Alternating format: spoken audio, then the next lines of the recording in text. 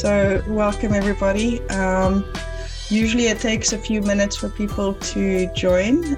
So in the meantime, I'll give a little bit of a backstory on how we got here and what we're talking about.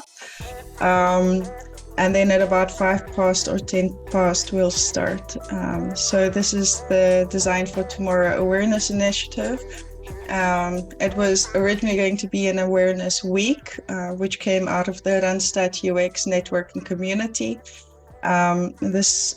So in January we collaborated with Ladies That UX, and for that we had an event called Design for Good, AI and Ethics, and I also had to assemble a panel. And while I was assembling that panel, I had a great response, but I couldn't accommodate everyone. So I thought of this initiative, going from 1 week to 6 weeks in less than a month. It really scaled beyond expectations. So it's rush. There's not a lot of time to invite people. But, the conversations are recorded, so we'll be able to rewatch it. And, from the response that I'm getting from especially younger people, they really value it because, they don't get this sort of content everywhere. So I think we're in a pretty good place. If you're watching online, you're welcome to join the call. I'm going to quickly share the link with you. Just if you're watching this, let's see. All right. So I'm going to ask you to start introducing yourselves, and I'll do that by the order in which you joined, which means, Rubina, you go first. Please tell us a bit about yourself.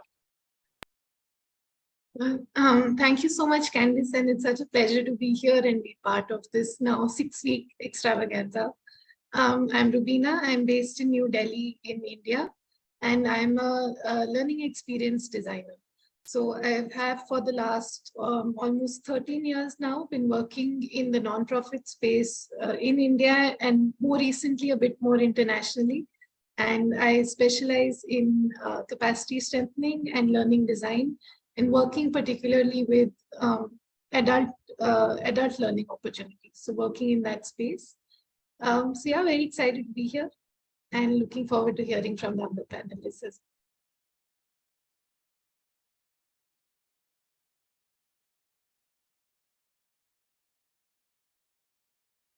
To go ahead and introduce yourself.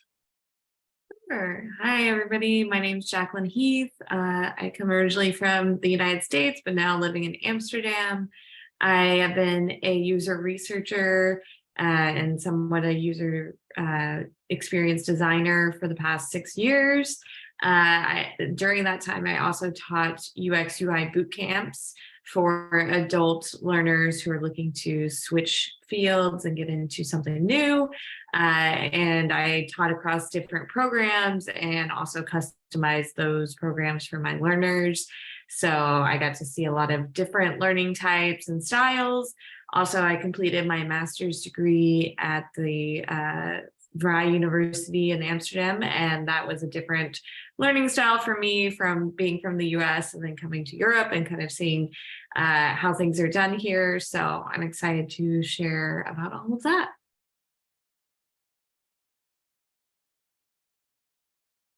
So thank you. And now, Sasha, please introduce yourself. Yeah. Hi, everyone. My name is Sasha. I'm a UX designer from Moldova, working at a beautiful company called Pentalog. So after spending like 5 years in domain, I decided that at one point you, without even noticing, you start mentoring other designers, especially the ones who are just joining that domain.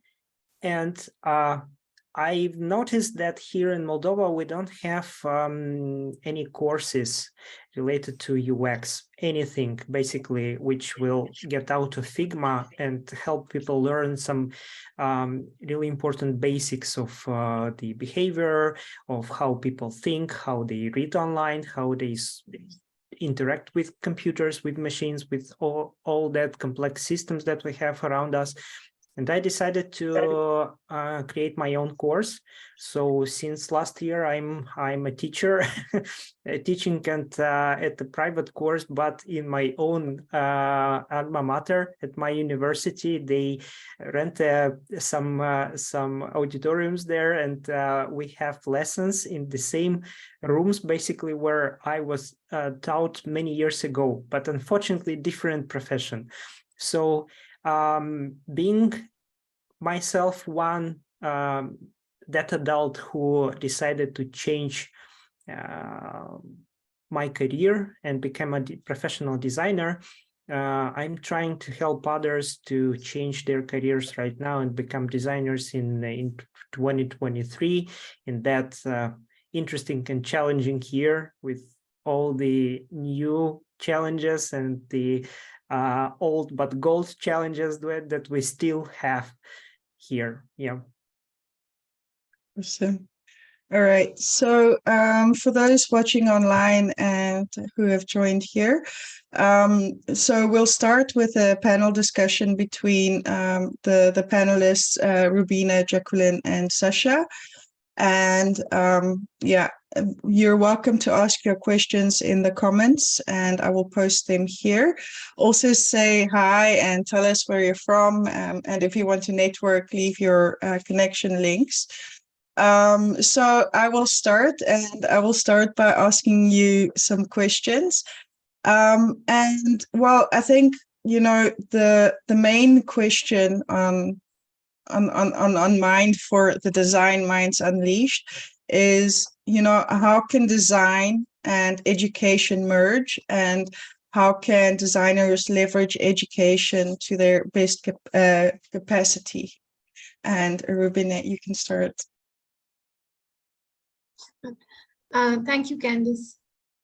So firstly, I think design and education, like the first linkage is design education itself. So how do we learn about design, who teaches us, and what that consists of? So, for example, I've done my master's in social design from Ambedkar University in Delhi, which is a social sciences university. And this is a very unique course, a one-of-a-kind course where we brought together aspects of social work, social sciences, as well as design, and looking at design through a decolonial and ethical lens. So I think there, if we use design processes and if we look at how are we sharing design skills and design capabilities with other people, so what are we doing there, how are we sharing it, and who is at the center of those conversations. So a lot of our conversations in that school, for example, it was a 2.5-year master's program. So we centered a lot around our communities and what are we doing within India, within different spaces in India. What does design mean for us in an Indian context? It's not the same, definitely not the same design that ITO is looking at, for example. So I think that's, to me, the first thing that comes to mind when we say the merging of education and design. That's one. Second, I would also add that within education itself, so I'm a learning designer, so when we use design processes and design thinking within learning, and how do we share content with people in a way that is understandable, that is relevant, that is engaging, that is participatory. So I think their design processes have a quite a huge role to play. I'm going to stop there, and would love to hear from Jacqueline and Sasha on this as well. Cool. Yeah, I agree with a lot of what you said, and it's exciting, I think, to think of design in the overall concept of what education can be. For me, I went through 4 years of bachelor program and then 2 years of master program. And then I started teaching these boot camps that are really designed to get people jobs and up their skills really quickly. And it was kind of exciting to me because I sort of felt like that was what I had been craving all along. All of those many years I was in, you know, kind of traditional university.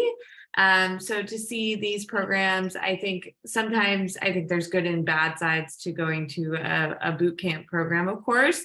But I think sometimes for certain learners, it's really useful, and it's really exciting to see what people can do with it afterwards and how quickly they can sort of develop their career.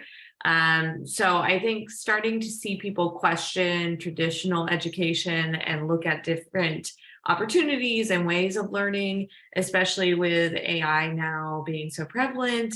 And then, of course, YouTube and other video platforms like what we're doing today. There's all these new resources and all these new ways of learning.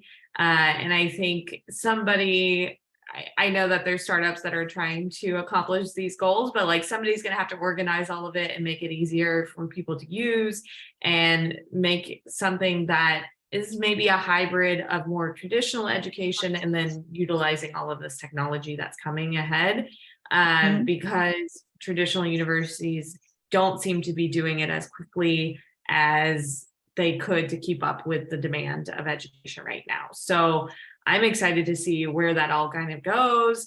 And, you know, as designers get more into this sort of learning and development sort of field, I think it'll really take off and utilize all of these new technologies. So excited to see what happens. Yeah, to add a couple of words to what Jacqueline said, sometimes universities even don't do that. So, for instance, in what I noticed in the developing countries, many times they don't have such subject as UX design or interaction design in the university. And the reason behind it is pretty simple, because those from academia, they don't have enough knowledge, they don't have enough experience to share with somebody else. But those from the business side don't want to go there and teach any students, just because of the small salaries and small opportunities that universities propose us. So there is always something in between, like either you are going with those from academia trying to do what they propose, because, well, they still teach something good, like the basics of design itself. But what I've noticed, especially here in Moldova, because we are still a developing country, we still are trying to find our path and put a pin on the map where we are in terms of design. We still don't have it. The higher education still struggles to prepare specialists for the market, ready for the market. And that's the point when some boot camps and courses, private courses, I would say, come and help other people transform their careers. Especially, I would say that pandemic played a drastic role here, because everybody understood that, well, when we stay home, not as many people as before could keep gaining money being home, right? Isolated. Those who work in IT still have much more possibilities for that.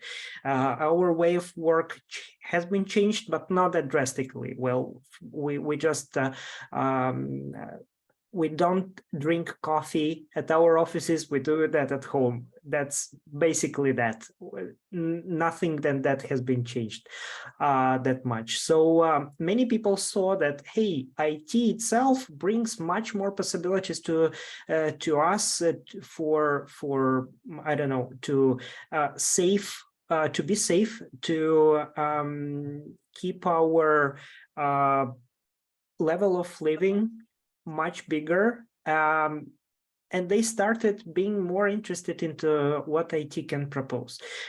Some people saw that, well, they think, at least from my understanding, they think that design, which is, let's be honest, in biggest part is considered as a graphical part of it, right? The visual design is almost everything that everyone considers as a design. They thought that it shouldn't be that hard. Well, I can learn some basics in Figma, how to put a couple of frames together, then I'll be able to work as a freelancer, create some sort of landing pages, and that will be that. Unfortunately, nothing is that easy as it can can be, as you can think from the first side. So people started receiving more knowledge. They tried to get into this market, which is already very competitive. And what they faced is companies simply don't need them. So what they want somebody more experienced. They want people with at least 3 years of experience in the domain. How to gain it if you're, let's say, 30-year-old professional who is just starting your career. Here when boot camps come and try to save these people and basically help them do that much faster and in a more, I would say, qualitative way. A question popped up for me, and I'd like all of you to answer if you can. We can skip over it as well, because it's just something that I thought of when listening to you, Sasha. So greenwashing is the ideal example of what I'm trying to talk about in relation to the question I'm asking. But so greenwashing is used by companies to convey something that's not real, and in design I've seen that as well. Design washing, I don't know how to phrase it, but a lot of things get called design that is not actually design. Do any of you have any thoughts on that? Like how, and also how you find the balance, what is design and what is not. You can, like, as soon as you have an answer, you can. I think I try to be inclusive as possible at the organizations I'm at, because I think design is about the people designing it and about the users, and it's kind of a way to bring people together and at least get them to think about the end users more if they feel more involved in the design process. So with like PMs and different positions that maybe aren't usually involved in design, if they come to a workshop or if they're interested in research more than most, then usually it's helpful for the overall product and it gets them more interested in the user. So I try to be as inclusive as possible, but I think there have been times where I've been in meetings or seen presentations by upper management where they will call out things that are from research or from something else, and it's very cherry picked, and it feels like, okay, it's just a way to fill out a meeting and make it seem like we're so user focused or whatever, but I know that that product isn't actually getting developed for 6 more months or whatever it is. It's not always as green as it looks in their picture. So I can see both sides of it, but I hope that as we kind of go forward, we're able to make design even more accessible. And I think, the tools that we use now with like FigJam and Miro and having workshops to be really easy to join and understand what to do, I think people are getting more used to all of that, that I hope it can be more inclusive and we're bringing in more folks and it's actually legitimate. Yeah. Rubina or Sasha, do you have any thoughts on that? I think it's one of those like catch-22 sort of situations, that how do you really define what is design and who gets to define it? That, of course, I think like Sasha said, that the first thing a lot of people think, even in our context, when they think of design, is visual design, is graphic design. So when, like, even when I started working in the design space, they're like, oh, will you do like illustrations now? And I'm like, no, that's, design is much, much more than that.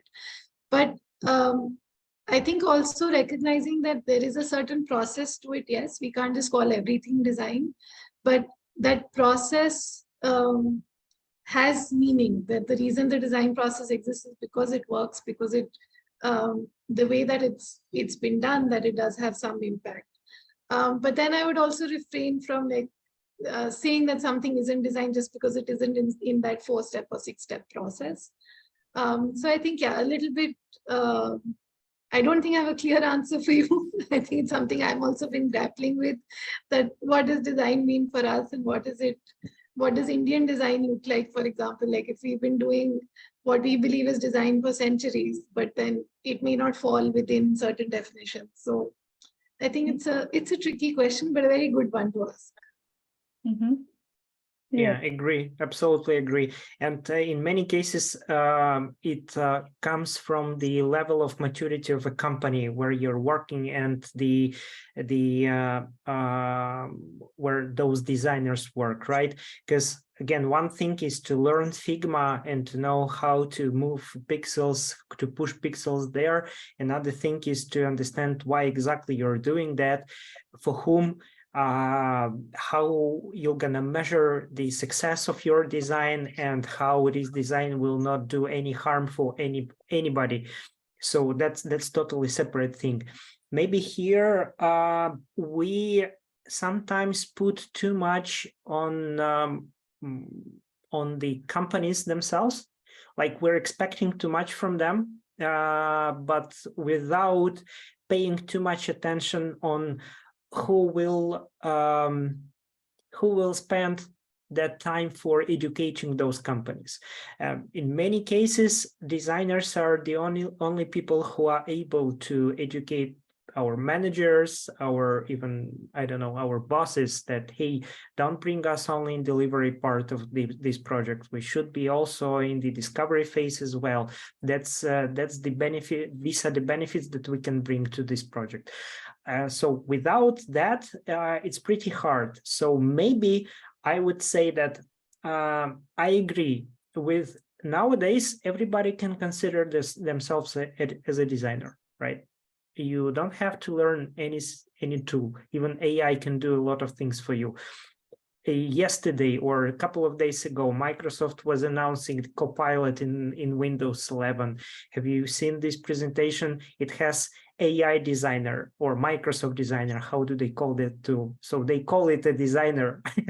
So it can literally create some beautiful images for you and design something for you. Just write a proper prompt and you're going to have the result.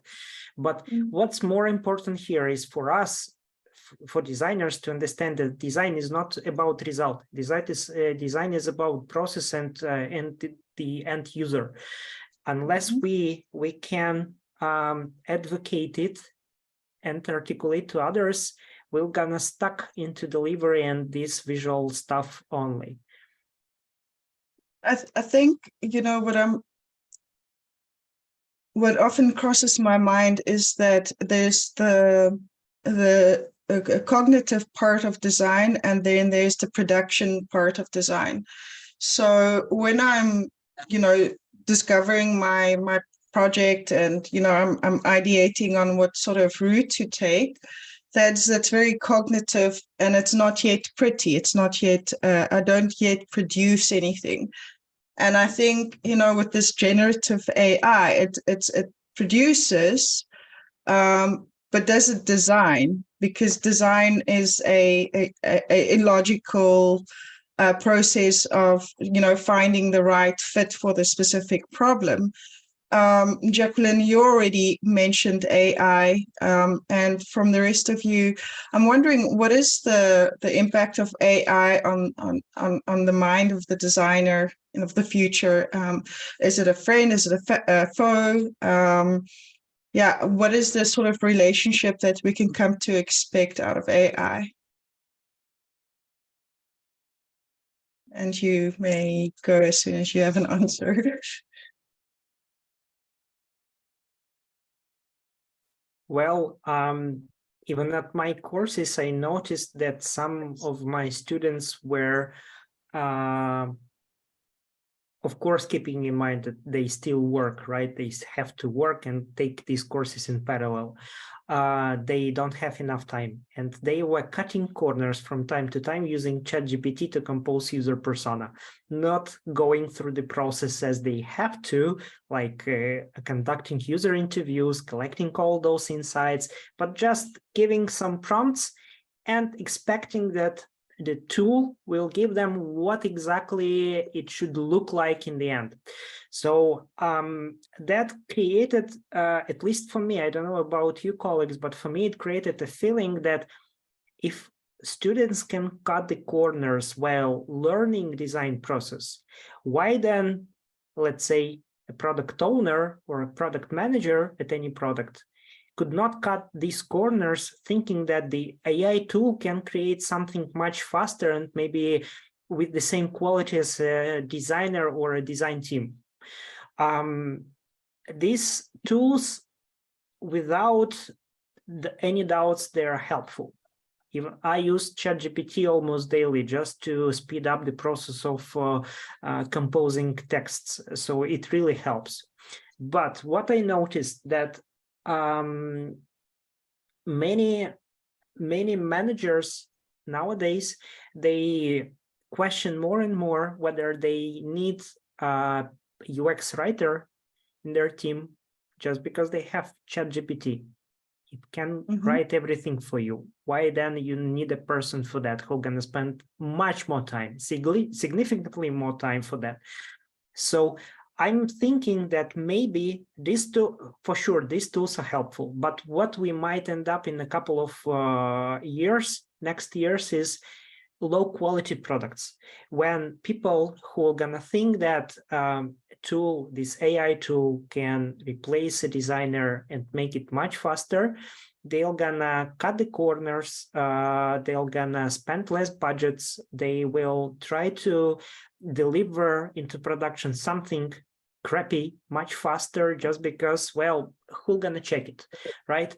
For us, working in a team, designers can work in pairs, make pair design sessions, they can check each other, they can give feedback. For an AI tool, who's gonna give a proper feedback to train it if they have no clue how exactly it should look like in the end?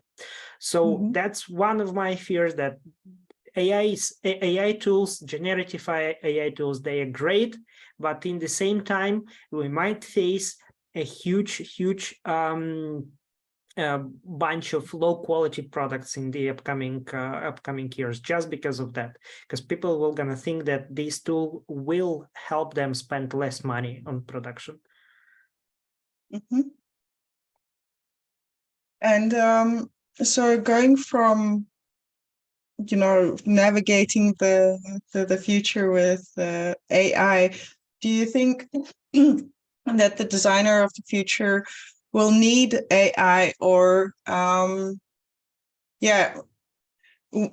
will that AI influence education? And then what sort of education would be the best? So for example, do you think that a mentor or a design community is a good source of information as opposed to the current options? Jacqueline, or?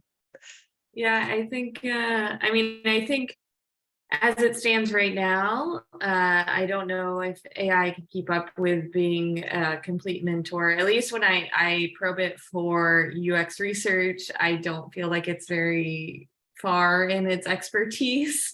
I think it is much more useful if you know what you're doing and you know what you want from it, and you can ask it direct questions and you're kind of being the boss and not just expecting it to unleash knowledge on you that you're going to then use somehow. So I think if you're able to ask those questions in an informed way, it's going to be helpful. But I think it's just like when we got scientific calculators and math got harder for students in high school. I think it's going to be sort of a similar thing when it comes to writing and using analytical skills. It might be that they have to write more essays in person or build on what the AI gives them and kind of prove that they're using it in a informed way. And I think it's just interesting to see where that will go as we kind of move forward. And it'll be challenging, I'm sure, especially for teachers right now. I know that they're going through it and having to kind of suss out AI and what's happening, but I think it will become a thing that we can kind of get a grip on.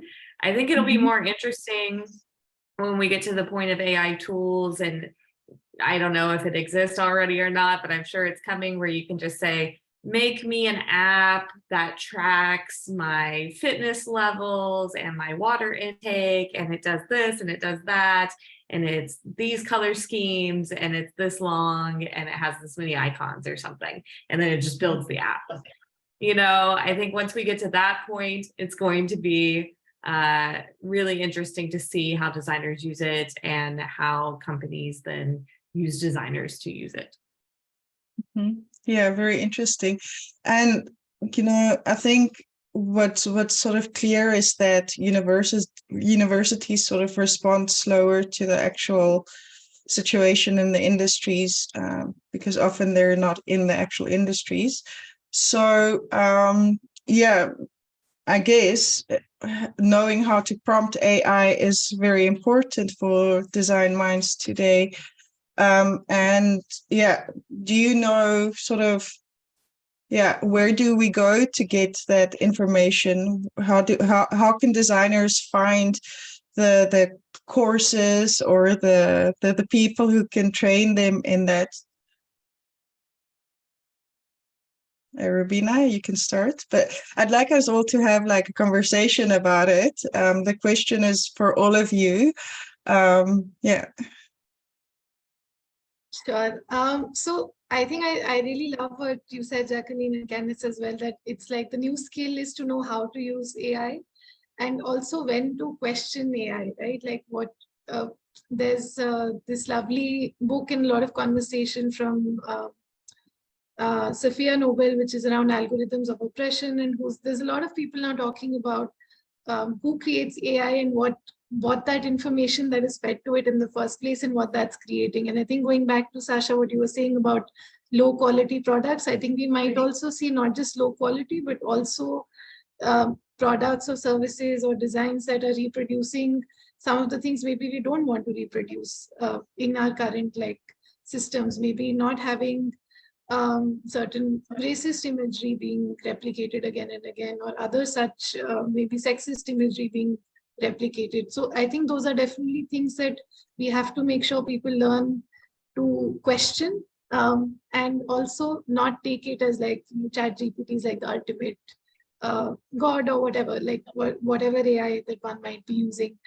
But I think the other aspect of this is also around what you were just saying, Candice, like having those communities perhaps that help you learn how to do it, that help you question, having different people as part of those communities. Like what we learn in the design process, the more diverse your audience is, the more diverse your research pool is, who you're talking to is, the more the richer your design will be, the more you'll be able to cater to different kinds of needs and different kinds of people and plan for all eventualities. So I think that learning that is definitely a skill. Where to learn it, I don't think there's enough spaces yet. I personally rely a lot on a couple of communities, like I'm part of the Design Justice Network, for example. They have a set of 10 principles that they've co-created over quite a few years back now, but there's a very vibrant community there where we talk about these things, we talk about what the intersections of justice and design and what that looks like. So I think being part of such communities or spaces where you can, ask the right questions or at least engage in some conversations that make you think, I think those would be great places to start. Yeah, I agree with you. Communities are helping a lot. I'm telling you, it is a guy who is trying to build a local UX community here in Moldova. Even though it's such a hard work, like pushing an elephant up in the hill sometimes, but it definitely deserves, because we because of that we found some local gems, some specialists who were never participating in any local activities, and nobody knew that we have them. People who are working in such companies like TikTok, like Amazon, but living here among us, and we can talk to them, actually asking them to share their experience, how they work in these companies, what processes do they follow, and so on and so forth. And getting back to this AI discussion, a few more words. We have a question in chat from Ivan. So what I was telling about when I mentioned the low quality products is that nowadays you don't have to be developer or to have a developer in your team to create any web project. You can go low code or no code absolutely, and it will allow you to create something. Just imagine that we're gonna have something like what can I call it, Wix or Webflow, right? A pretty complex tool sometimes, but with a prompt, with just an input for a prompt. You just type a few sentences and it will give you the whole website ready, or whole mobile application. What I was telling about poor quality is that the UX of these products might be not suitable for real users. It can be just a compilation of everything that AI knows about, I don't know, other products. Like Rubina said, we might just end up with copying crappy products one by one, crappy applications, crappy websites, and what we're gonna have just a bunch of that crappy products after all, because the tool itself works like that. It cannot empathize. It cannot pay attention on the actual user needs.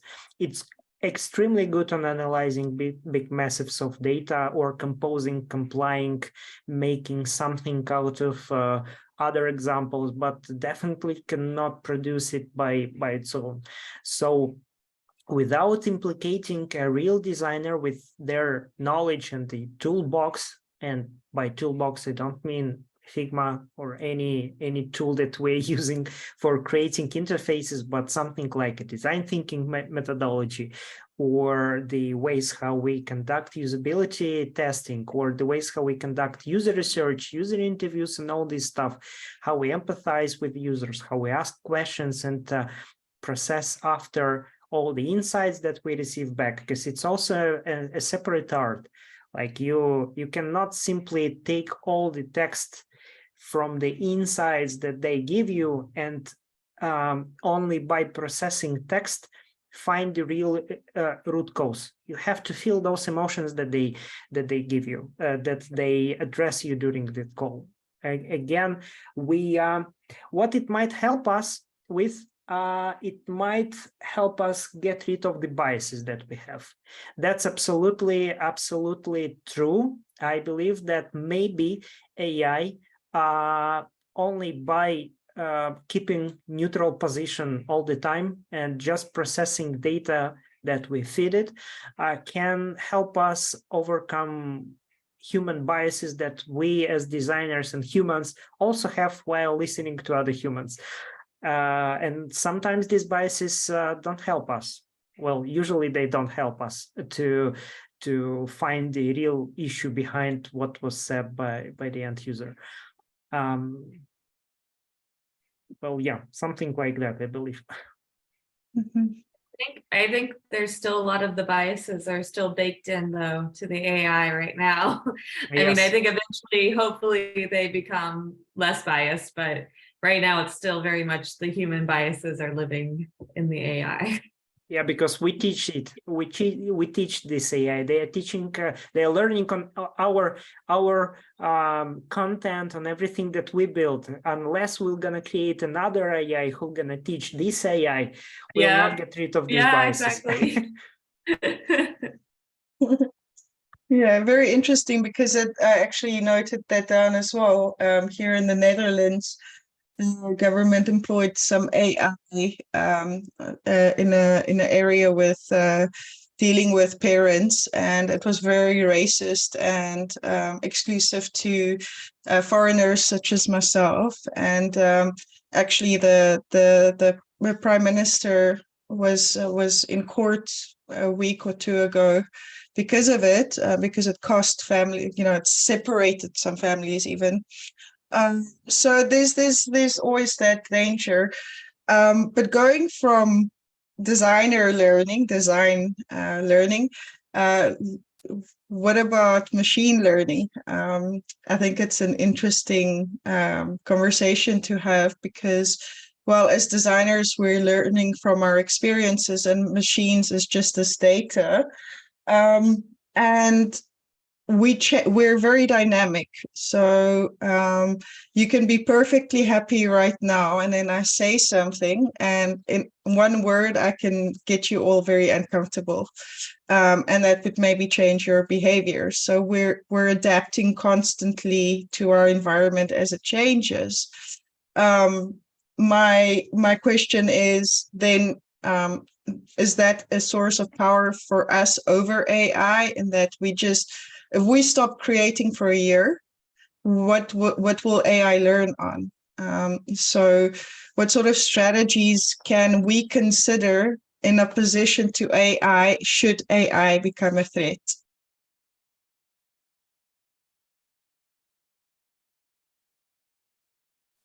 Do any of you have any ideas on that?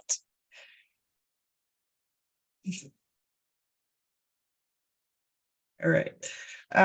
Yeah, that was just an unexpected question. Sorry, it just popped into my head. Yeah, I can give you something. Maybe it will help. A couple of years ago, even before ChatGPT was announced, I think the first DALL-E model was just appearing. People started talking about that, about it. I was reading a couple of books about AI and the ethics of it and possible threats. So author, I don't remember the book exactly, but if you'd like, if you want, I can give a couple of really interesting ones in the comment section for our listeners.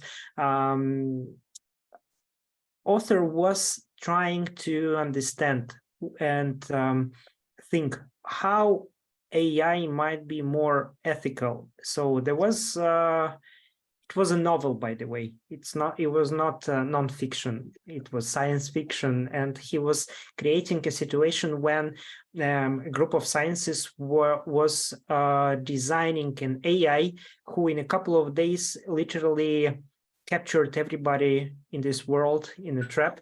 It became something that played on the markets, bought stocks and then sells them.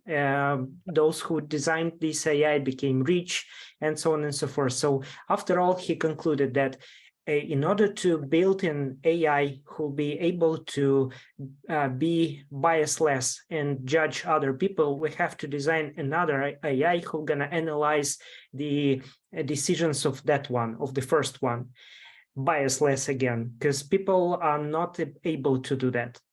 So, well, I don't know if it's an answer to your question, Candice, but still. Awesome. Well, so you're all involved in educating designers and developing design minds.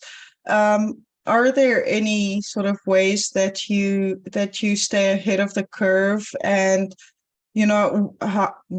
how do you respond to the happenings in the world dynamically, so that so that you can develop the minds that you seek to develop?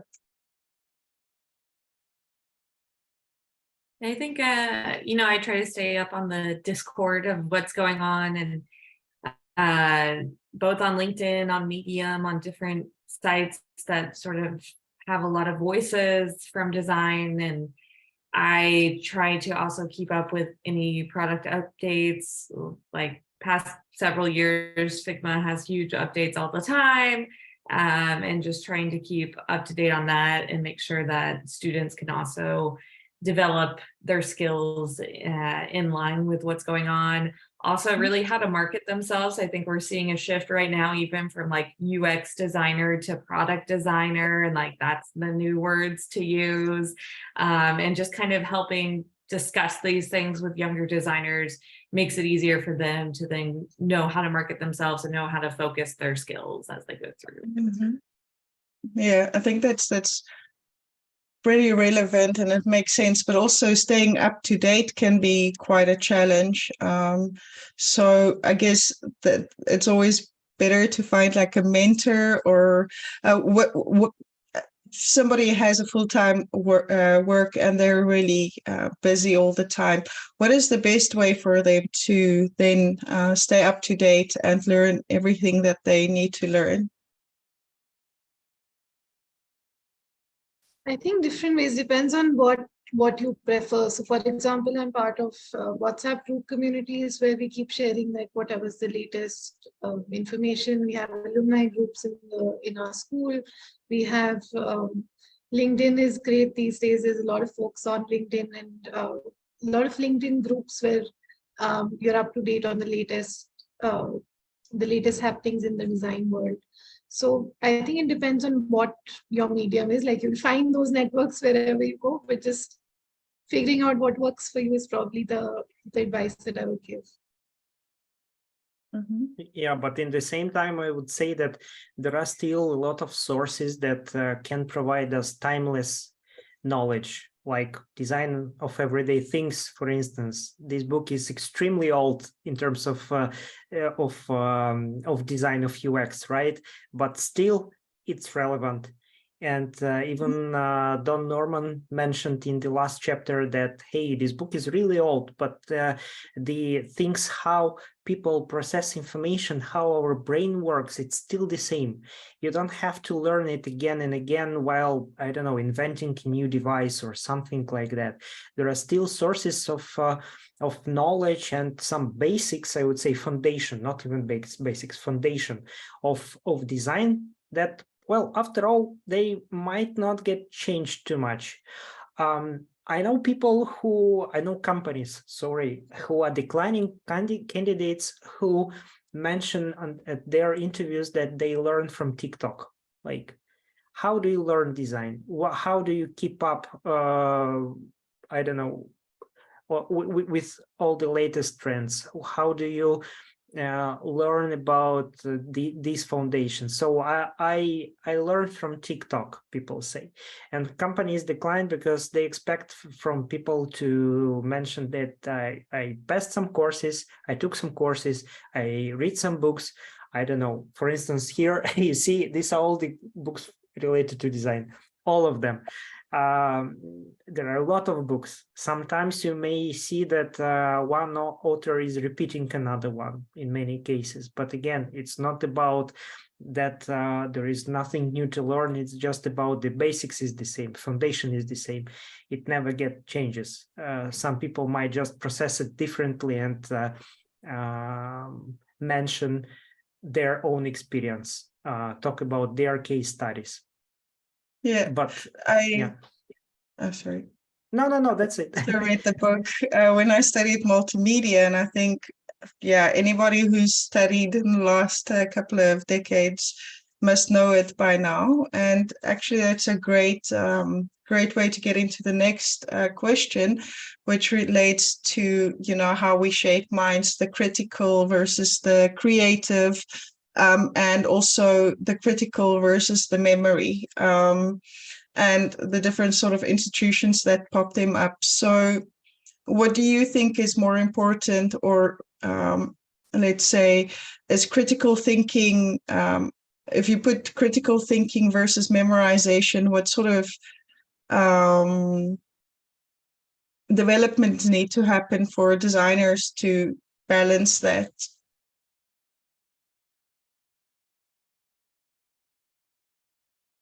I mean, I think critical thinking is definitely going to win out over memorization. I can't think of a time where one design problem is solved in the same exact way in my career. So you're constantly having to rethink something and apply all of these tried and true methods. As Sasha mentioned, there's a lot of things that we can get from different science backgrounds and different ways of going about design thinking, and applying all of those skills in a critical manner is really what helps us to be good designers and to come up with the solutions to a lot of design problems. It kind of makes sense for me. I'm not the best at like learning a language, but there's something about all the critical thinking skills that are really there for me. And I think there's just different type of learners that sort of lean towards different fields that suit those different subjects. Awesome.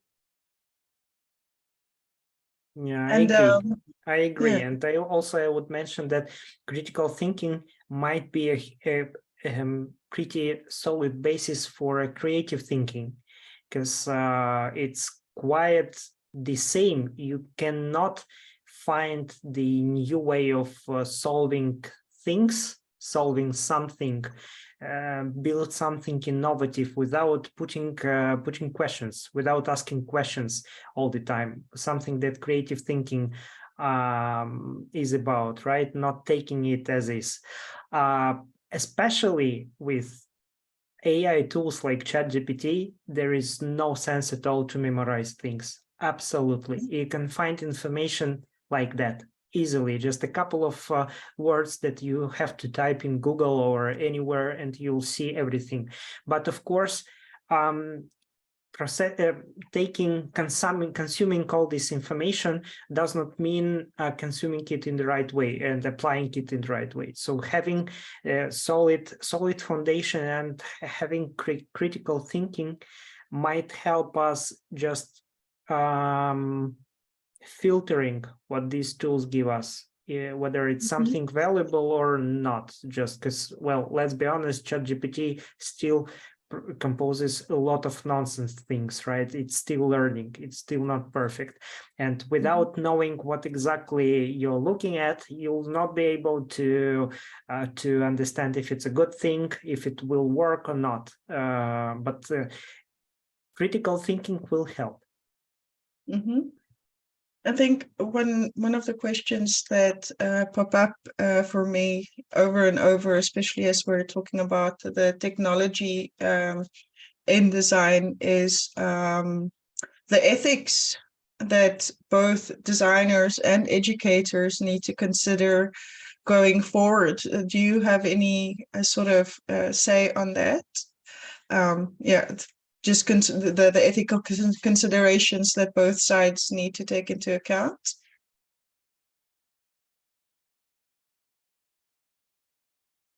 Sure. So I think one of the primary things to make sure that whatever you're designing is ethical is to also recognize the designer's power in these situations, that there is an element of who is your data source, who are you researching, what say do they have in these processes, and who's the end recipient of that product or service or experience. So keeping, I think, those questions in mind is definitely a huge part of creating something ethically, and recognizing that you are being mindful of what impact this might have, whether you're exploiting somebody's data, example, like if they're participating in your initial design research or user research, do they know exactly what this is for? Do they know what that data is going to be used for? Have they been compensated for their time and their energy? Do they get a say in the final product? So all of those questions, I think, are there for designers to think about. But I think understand the realities of being able to do this within limited budgets and limited time. So I think as much as possible, it is something we need to be more and more considerate of. And especially, I think, with data privacy, for me, is a pain point. So understanding where WhatsApp, for example, the way it's designed, there are certain data sets that it takes from us in India that EU has said you can't hear. So you don't give the same data to WhatsApp if you live in the EU versus if you live in other parts of the global south like India. So I think why that decision is taken is a huge question that perhaps designers need to answer, given especially as we're moving forward in the tech space.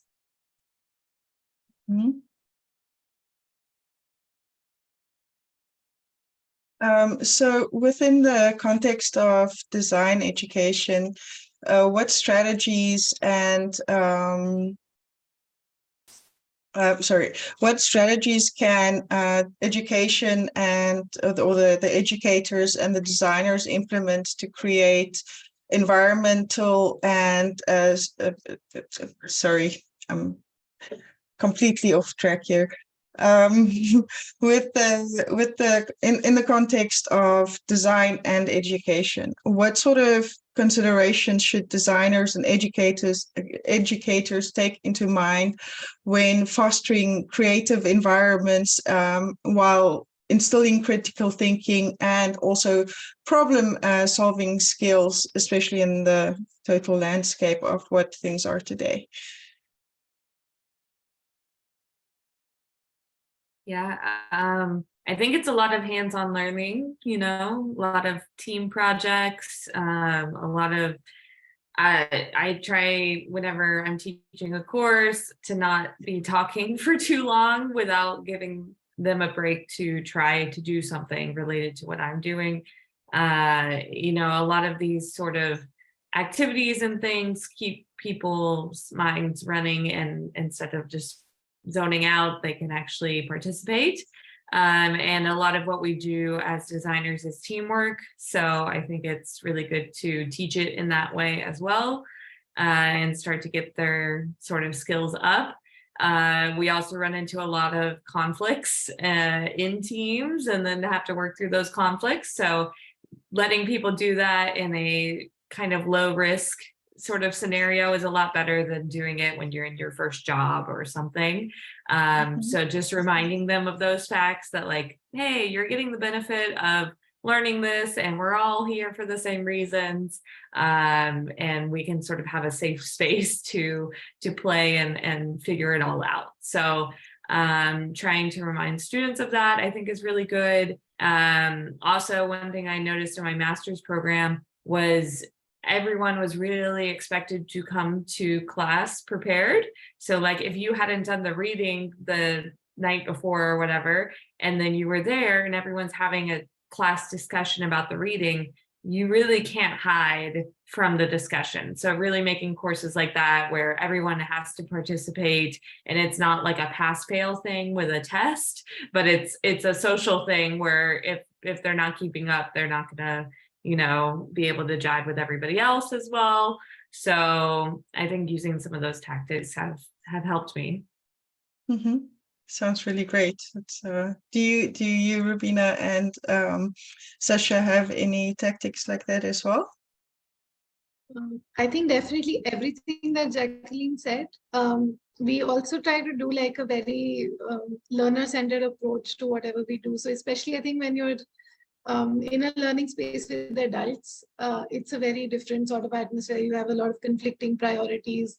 You may be working, you may be doing other things, you may have family to take care of, and lots of other things going on. So making sure that you are in sync with what your learners need, what their motivations are they here for a promotion, or to get a certificate, or to make more money, or to learn. Like I think it's a very like a value judgment, so to speak, that not everybody comes to courses or to learning experiences with just the intention of learning. There are lots of other reasons that bring people here. So how do you make a works for everybody? And also making it, I think, if possible, as participatory as you can, because the moment you're invested in the design of what you're learning, you're part of that, setting your own learning objectives or setting your own goals, or setting like the content that you want to see or what you want to talk about.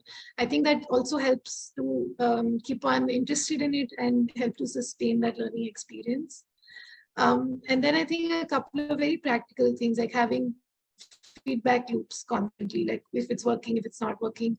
And I think my biggest learning, especially in online learning, has been in the last, I think, couple of years, is to not overpack a session or a learning space. That the intent sometimes is I want to do as much as we could offline or in person, but it's the more room you leave for people to think, I think that fosters critical thinking and creativity, that you have some time by yourself or with your peers to be able to just be free and think about it in the way that you like.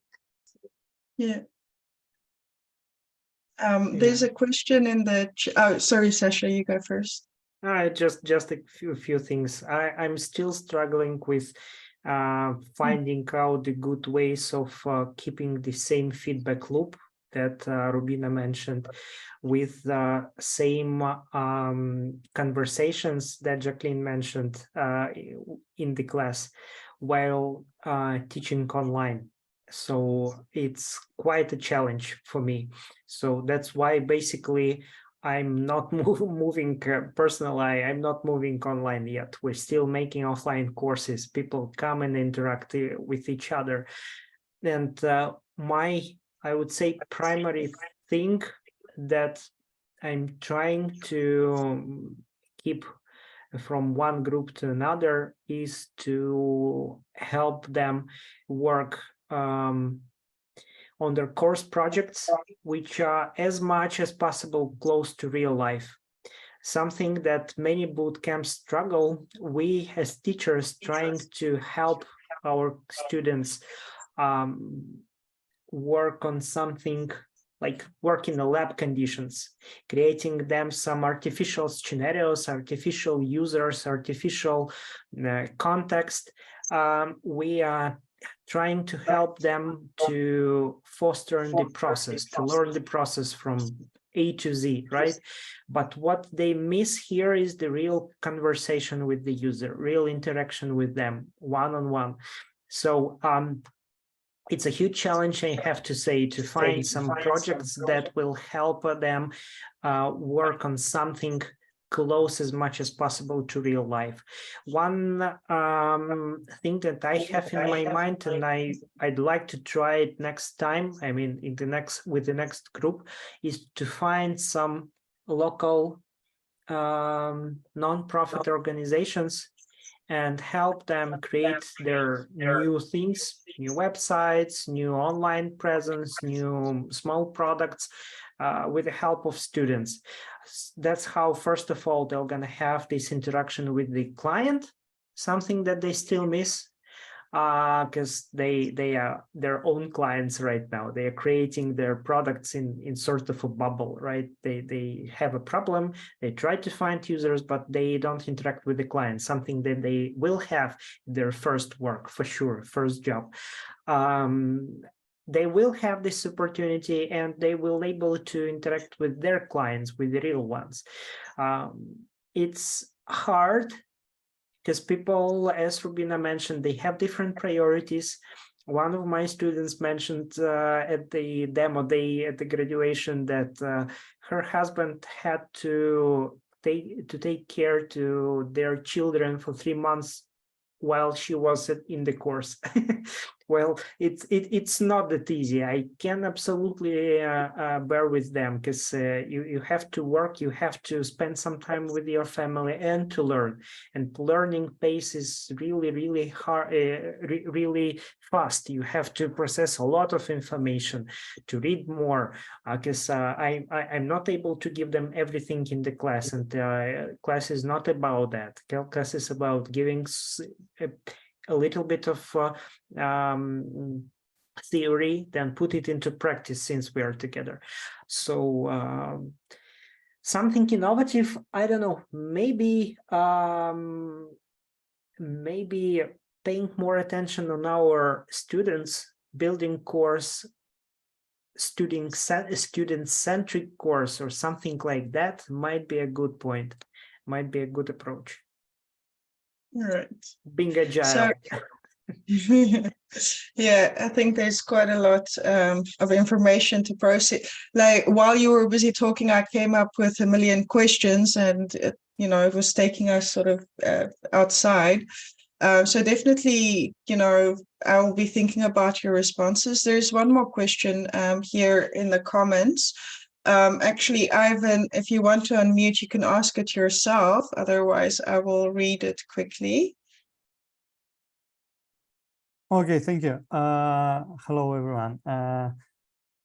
My question was about back to the discussion of universal rules of design, fundamental rules, like Sasha mentioned, design a book, design of everyday things like that, or even Norman's book.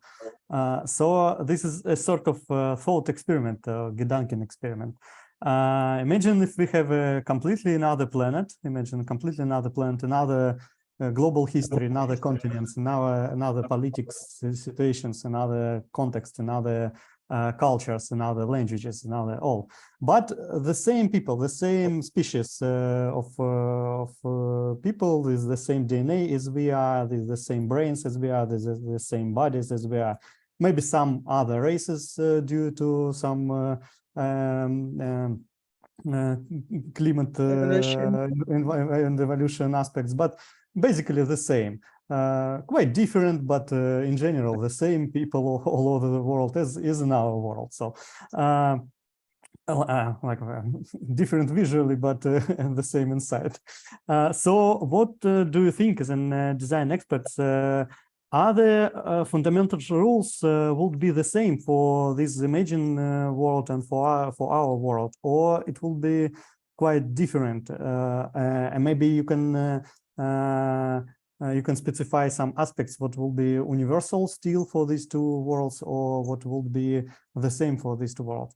A few words about me. I'm basically a data analyst. But I'm very interested in design in context of new generative AI instruments. So that's why I'm here.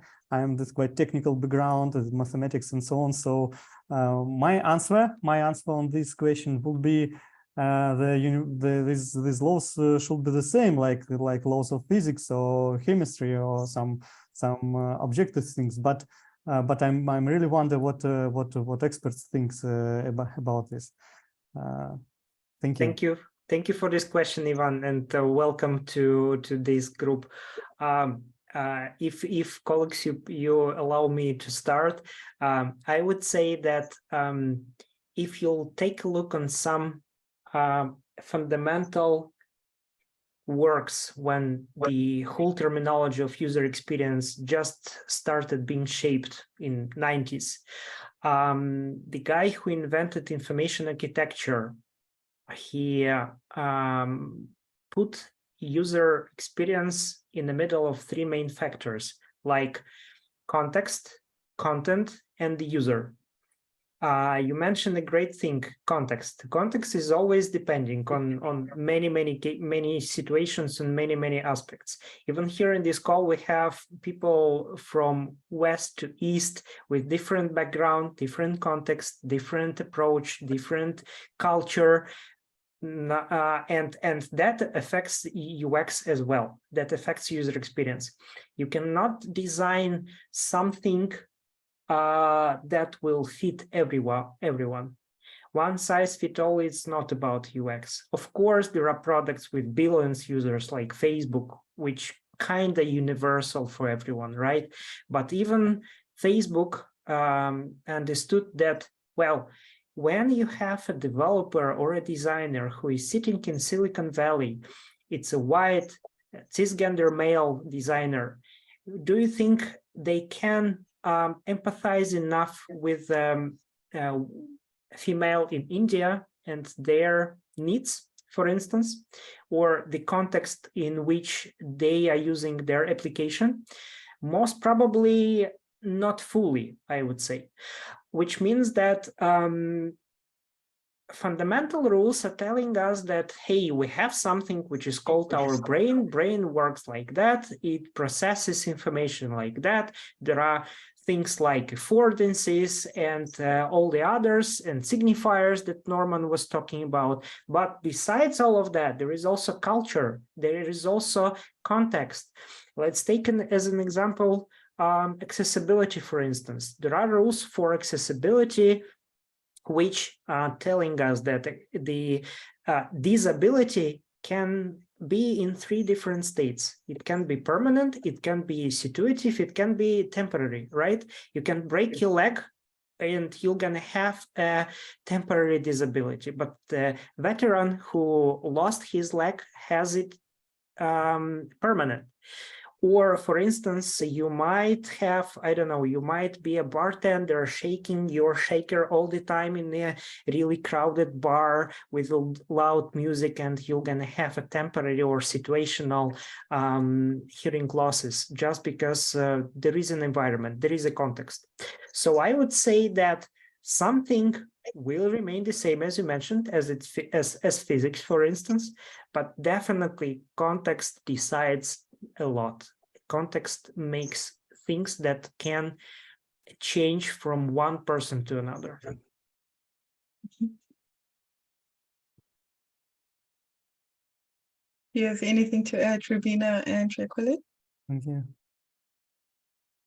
No, I think, Sasha, you said it so well, and I fully agree with everything you said there. I think the context is so central. to how a design process would run. So and Ivan, thank you for this question. It's such a mind jog. So, but yeah, I don't think I can answer it better than you did, Sasha. Completely agree. We have a panel, I think it's on Wednesday or Thursday. It's called Unraveling the Essence of Creation, and that's a philosophy and design panel. And there we'll explore this sort of topic, this sort of, philosophical questions. I think, coming from a panel where we're talking about, the mind, the education and the knowledge, the mind. Yeah, it's a very intelligent question. Very great question. So I think if there's any more questions, now is the time to ask it. If you have questions and you're watching online, you can post your question in the comment box and I will add it here. And for those in the call, I think it's only Ivan left. If you have a question, another question, you can ask that. I think we have to end in about 4. You have to leave in 4 minutes, right, Jacqueline? Yeah, that's right. Yeah. So, any question? I have one more question, but so let's other people maybe ask them in your interface. All right. I don't know where you're looking for. Yeah, I'm looking at the live stream. Okay. So actually, if you have a question, you can ask it now, because we only have 4 minutes left, and then. Okay. Then the question which I would like to know, as I actually would like to participate some online education on design, so I would like to ask you how much place take in your courses in your program, I mean maybe in timeshare, for new generative AI instruments, or such as like a 50% time or 10%, or what will you say? What place they take already after about a year of large progress since stable diffusion invention last year?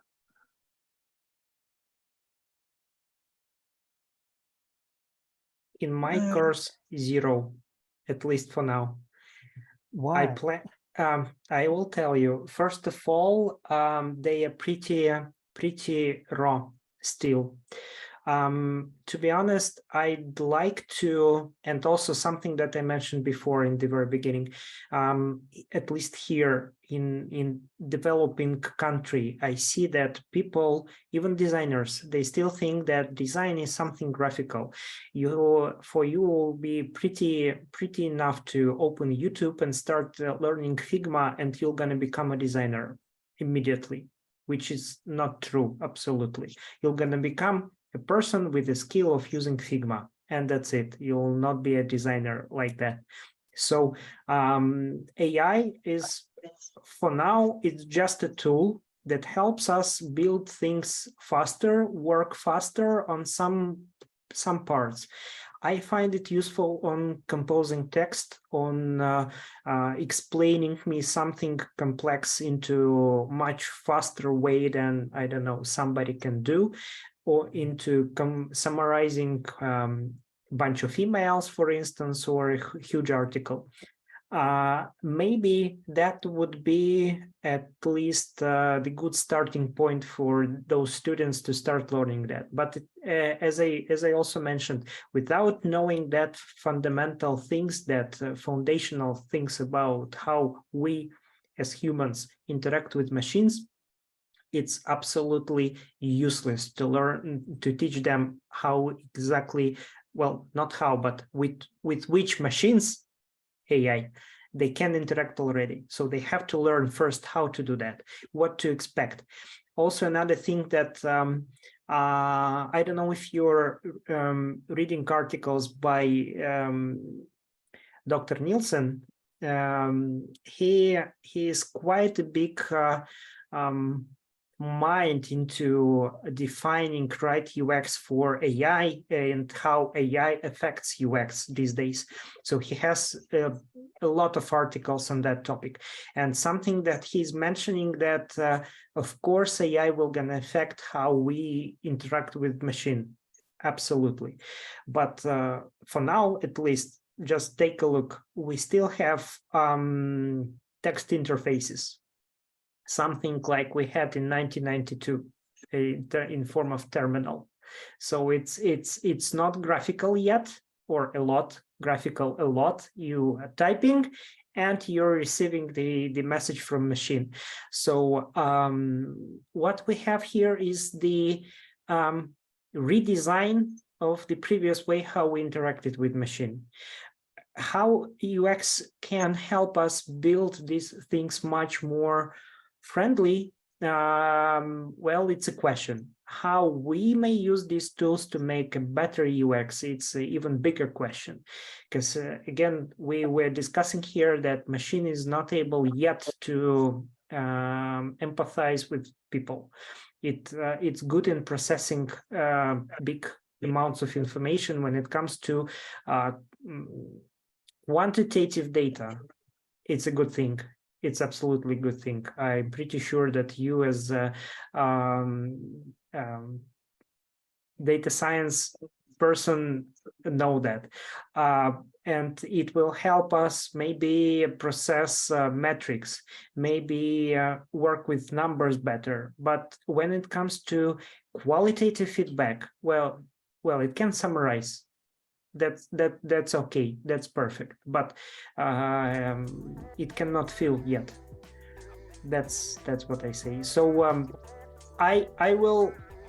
You actually asked a good question. I will think how I may put some more time than zero into my course and learning about these tools, at least in terms of ethics and how they work right now. But for now, maybe it's not that necessary, at least what I feel about that. Jacqueline, I'm very aware that you have to leave. So you're welcome to leave now if it suits you. But if you have an answer, you can also, yeah, what is your situation? I think Sasha covered it, and it was a pleasure to meet both of you, Sasha and Rubina. So thanks for spending some time with me today, and have a good evening. Thank you. Thank you for making time in your busy schedule. Have a great day. Thanks, bye. All right, bye.